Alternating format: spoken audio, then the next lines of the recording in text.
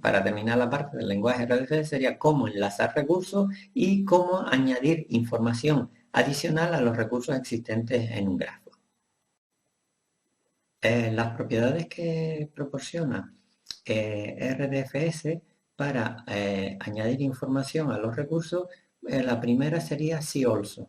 Esta es una propiedad que lo que hace es que, dada un recurso, nos permite relacionar el mismo con otro que da más información. Por ejemplo, aquí podríamos tener dálmata, diríamos que es un perro, y lo que nos estaría diciendo esto es que este otro recurso tiene información relativa a dálmata, es decir, que existe una relación entre estos dos recursos de tal manera que podríamos complementar la información en este otro recurso, datos perros. Sin embargo, no nos está diciendo dónde podemos encontrar el recurso concreto. Por ejemplo, para ello el que se utiliza sería isDefinedBy, que es una subpropiedad de CALSO, y lo que realmente nos está indicando es, para lo que se usa habitualmente, ¿no? Es para indicar en qué esquema o en qué grafo RDF se encuentra definido este recurso. En este caso estaríamos diciendo que perro es una clase y que se ha definido en este grafo. ¿Por qué? Porque muchas veces cuando accedemos a este grafo, si utilizamos el paradigma de datos enlazados, vemos que aquí esta URL, esta URI, que coincide con una URL, sería desreferenciable y por tanto debería redirigirnos a una página web que podría ser visualizada en cualquier navegador y nos daría información sobre el recurso perros.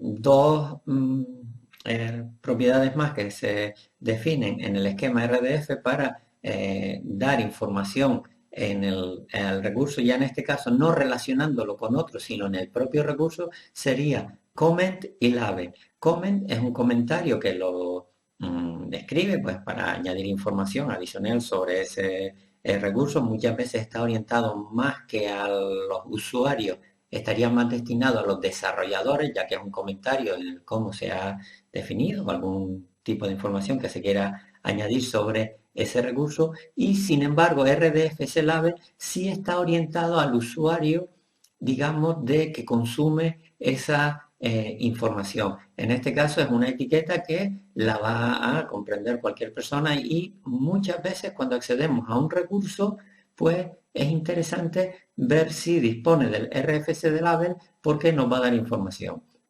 En este caso tendríamos, por ejemplo, que perros pequeños es una subclase de perros y tiene como etiqueta perros pequeños.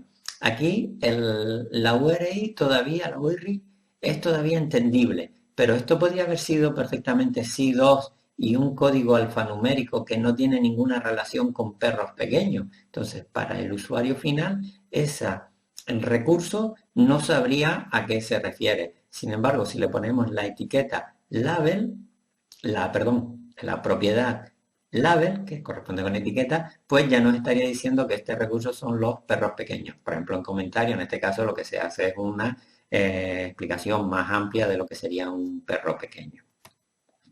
Ahora, en lo que tenemos que entrar es en las reglas que operan sobre tripleta, es decir, aquellas inferencias que se pueden realizar sobre los grafos. Habíamos comentado que esas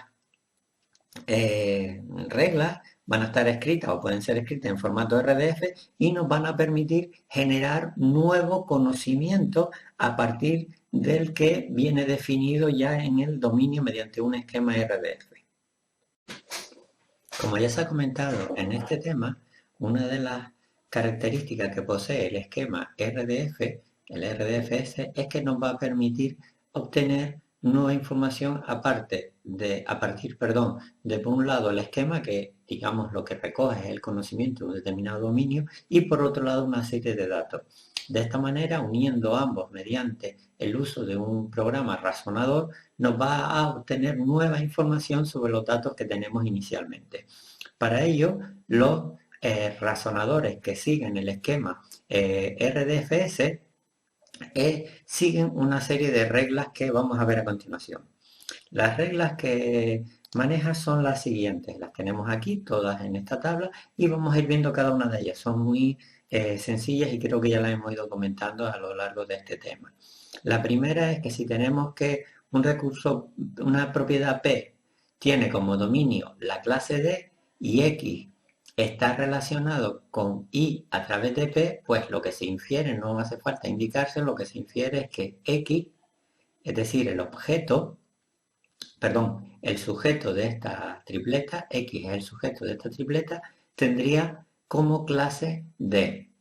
Aquí tenemos un ejemplo muy sencillo donde decimos que persona es una clase, edad es una propiedad y decimos que el dominio de la propiedad edad es la clase persona. Por tanto, si se indica que Juan tiene edad 25, no es necesario indicar que Juan es una persona, ya que se puede inferir del hecho de que el dominio de edad sea la clase persona.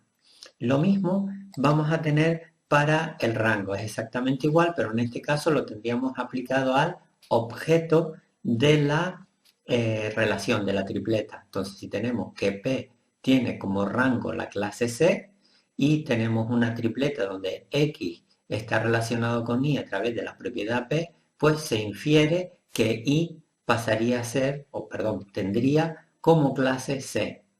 Un ejemplo lo tenemos aquí. Decimos que localidad es una clase, tenemos que dirección es una propiedad cuyo rango es una localidad, pues decimos el dato que conocemos es que Juan tiene como dirección dir trabajo, que es otro recurso. Entonces, dir trabajo, si hacemos uso de esta regla de inferencia, tendríamos que dir trabajo es una localidad, es decir, pertenece a la clase localidad.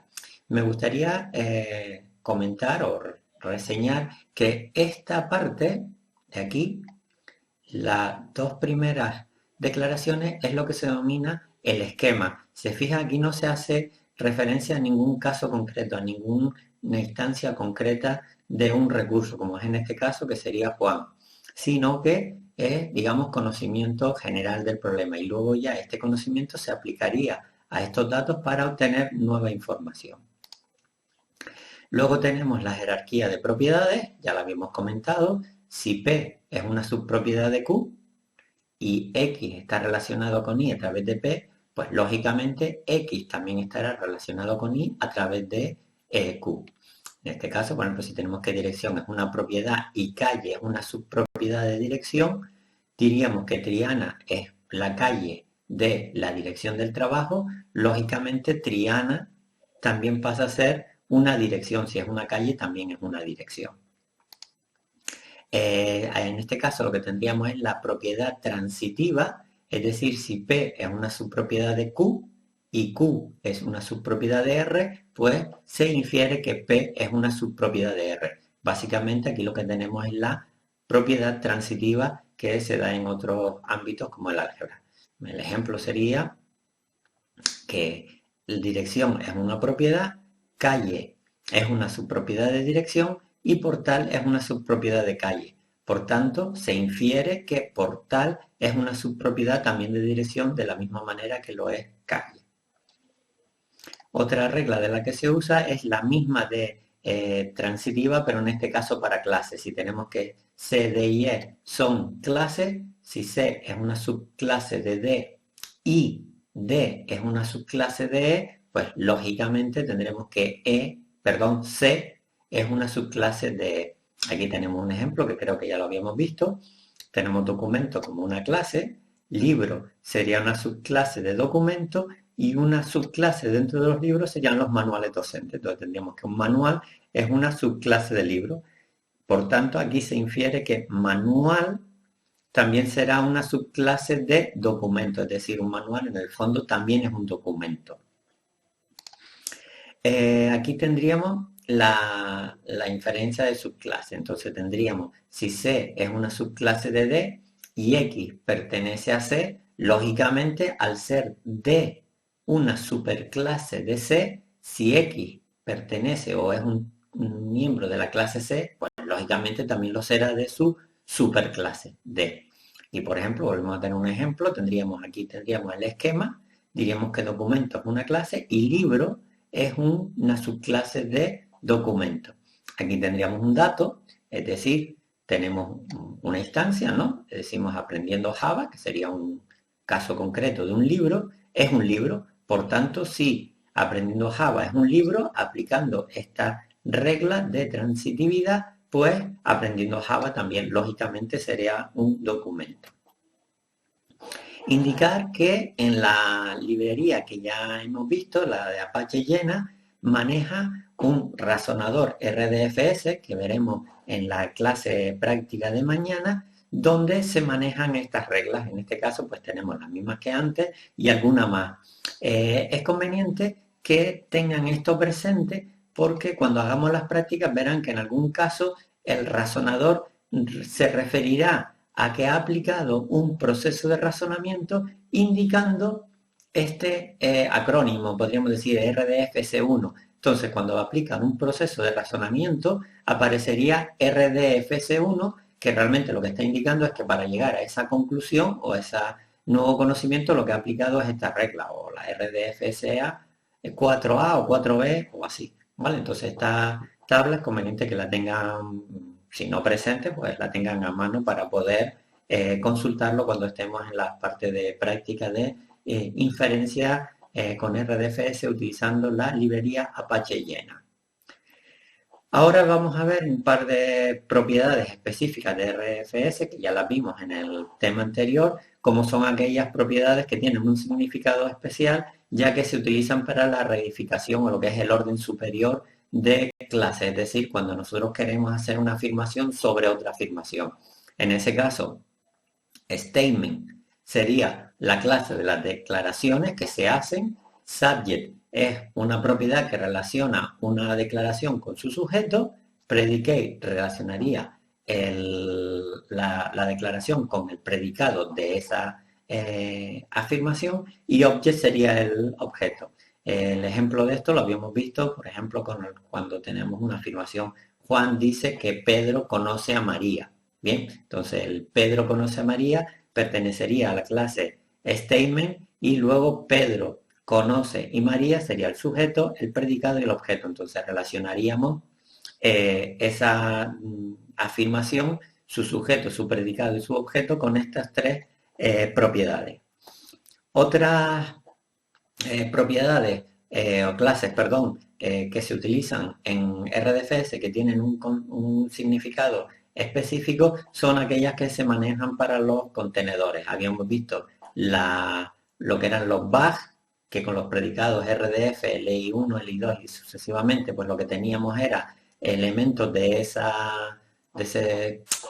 la traducción podría ser saco, ¿no? Es decir, de ese grupo donde no se establecía relación de orden, secuencia donde sí se establece una relación de orden y por último alternative, que es cuando tenemos alternativas. Les recomiendo, si no recuerdan esto, vayan a las transparencias de la primera clase y ahí verán algunos ejemplos donde se explicaban con su serialización correspondiente estos tres tipos de clases.